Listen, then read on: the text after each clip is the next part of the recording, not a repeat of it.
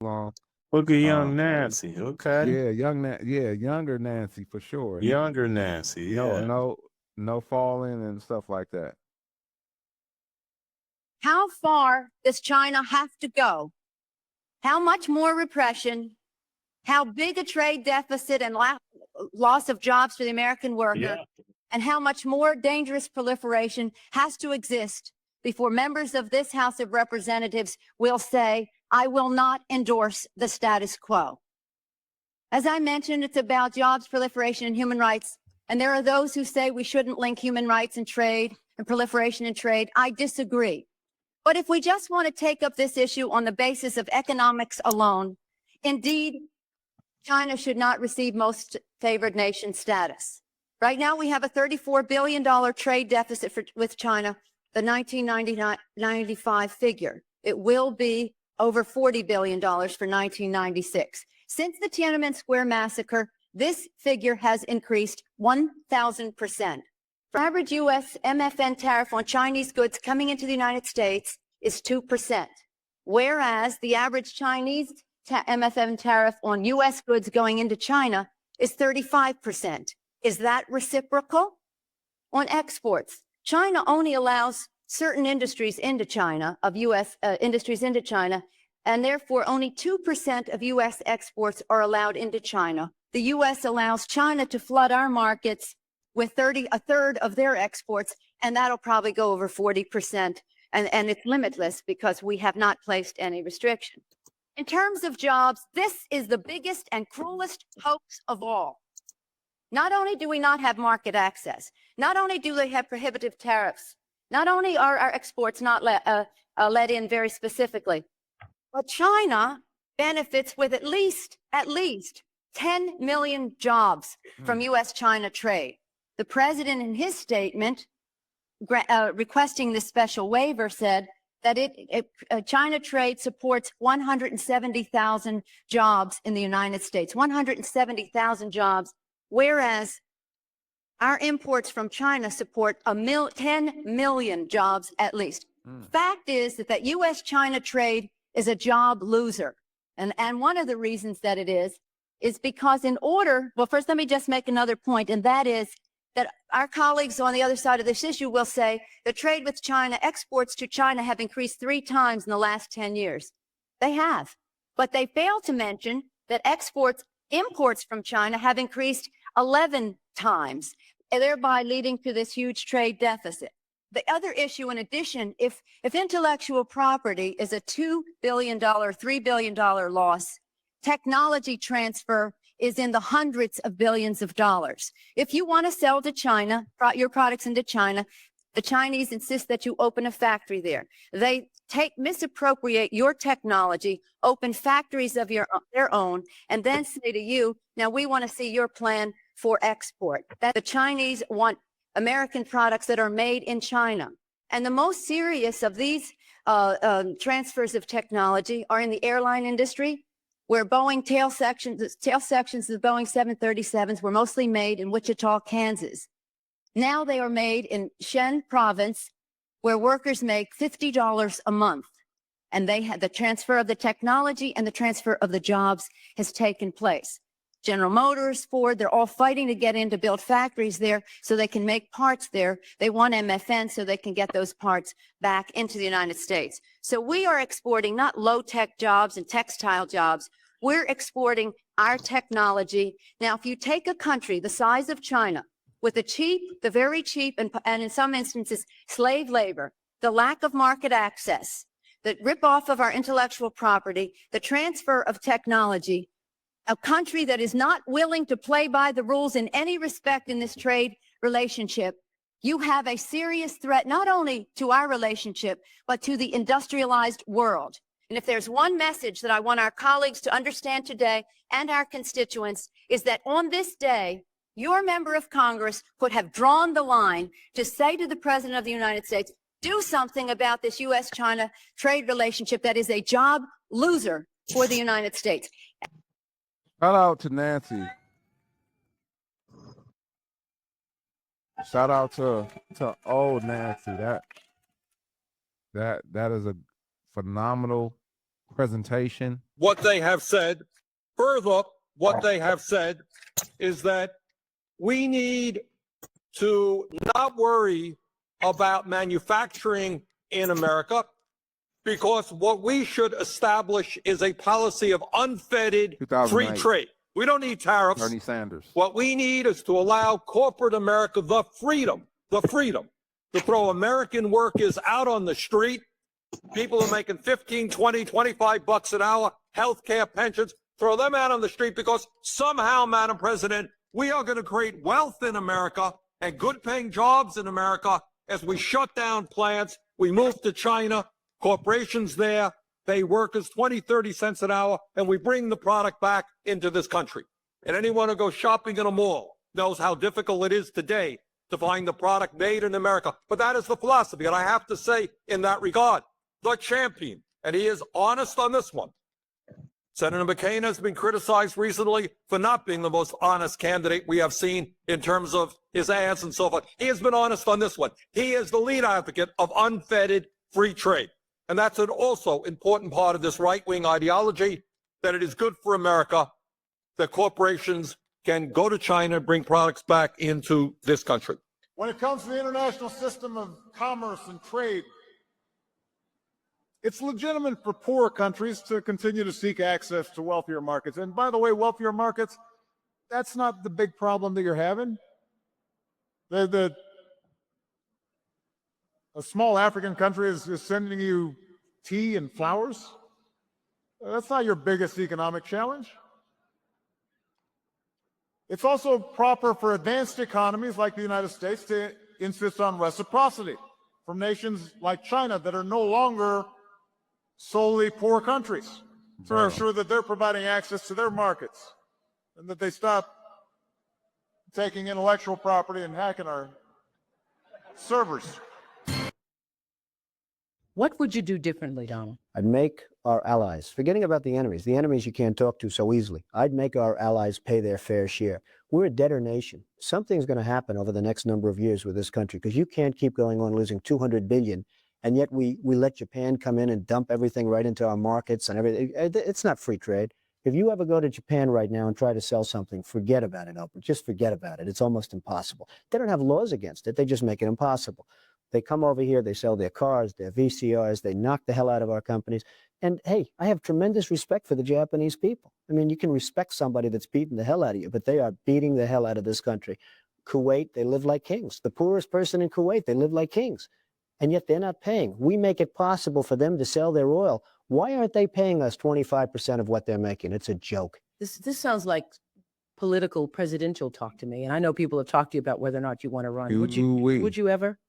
Probably Would not. you ever run? But I do get tired of seeing the country ripped. Why would you not? I just don't think I really have the inclination to do it. I love what I'm doing. I really like it. Also, it doesn't pay as well. No, it doesn't. But, you know, I just probably wouldn't do it, Oprah. I probably wouldn't, but I do get tired of seeing what's happening with this country. And if it got so bad, I would never want to rule it out totally, because I really... There we go. I know we had a lot there, a lot to take in, you know, pause, you know what I'm saying? Big pause, you know, but, so what you got, man? What do you think after hearing, you know, I think it was some really good ideas that they had, you know, starting with Nancy in 1996 and then, you know, moving forward, you know, with Obama, you know, as well.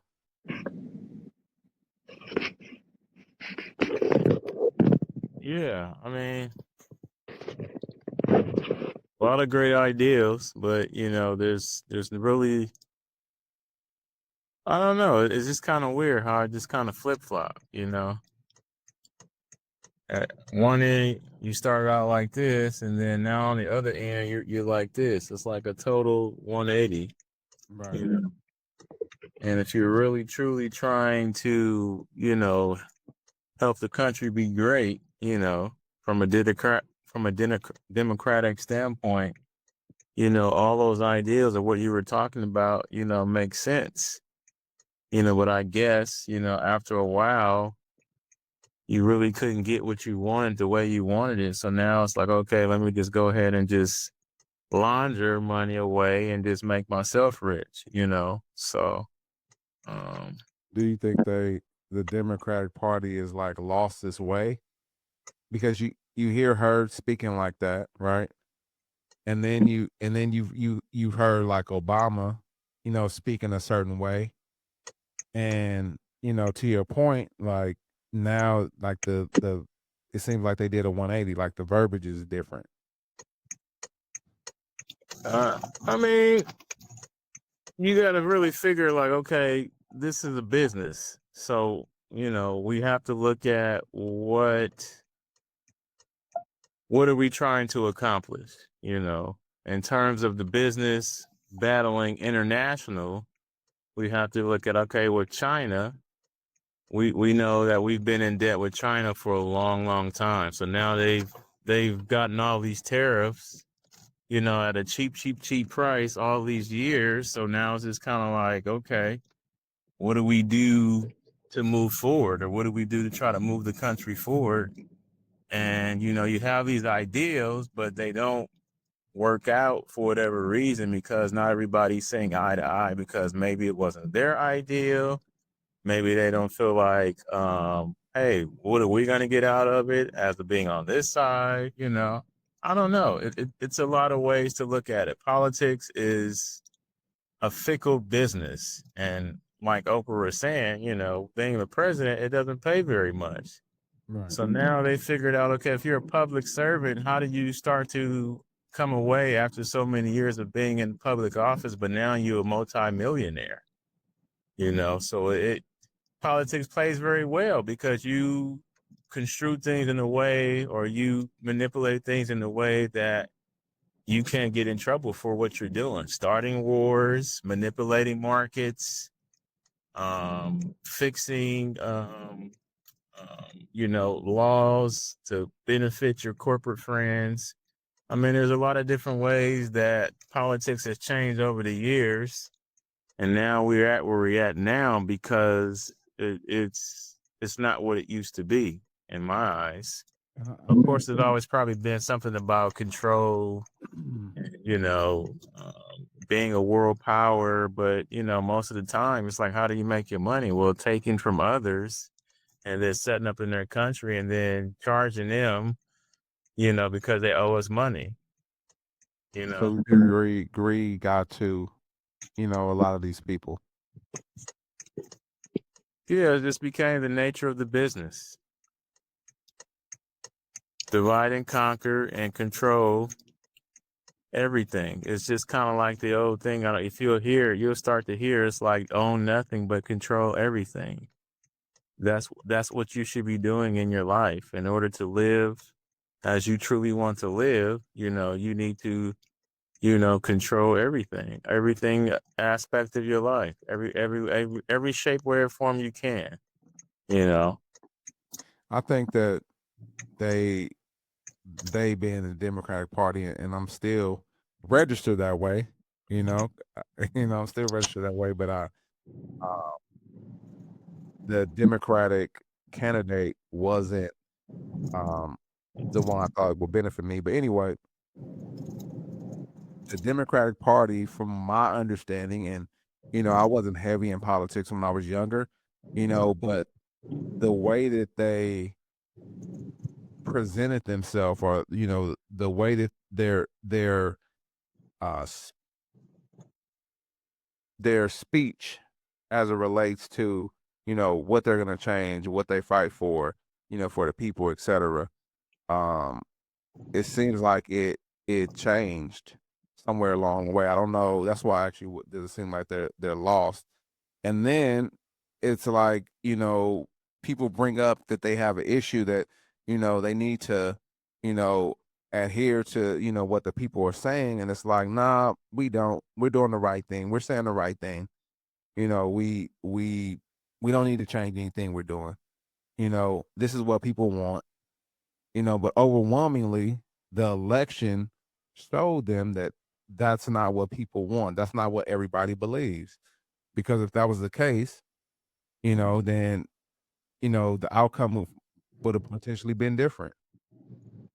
And And it's crazy that, you see this from, young Nancy Pelosi, Obama when he, was first in office, talk about tariffs, talk about how China was one of the most egregious as it relates to tariffs, and not only, if you wanted to have something, in China, like a company, not only they want you to have your company in China, but also you had to open up your books and open up your, um, the information on how your products work, how to make your products, and then they were stealing the information. So then they could undercut you. You know what I mean? That's like diabolical, bro. Like, not only do you want me to be over there, so you won't tax me, you know, um, but then also too, you want me to give you my proprietary information on the stuff that I created, so you can, in turn take it and use it for your own, and then undercut me in the market. That's diabolical. And then and it, and then if you saw, Nancy, she said that, and this is in '96, so I can imagine where it is now, but 10 million jobs, for companies that are in China that could be given to the U.S. And that's what people don't realize and understand. There's one more video that I wanted to play, but I know that those kind of went kind of long. But if we have places, companies inside of the United States, then don't hit that car, man. But if we got companies inside of the United States, then what's going to happen is it's going to make it more competitive. We're going to have more jobs. And even Bernie Sanders said it, like a lot of these companies moving over there, we're losing jobs for the American people. Millions and millions of jobs that people could have.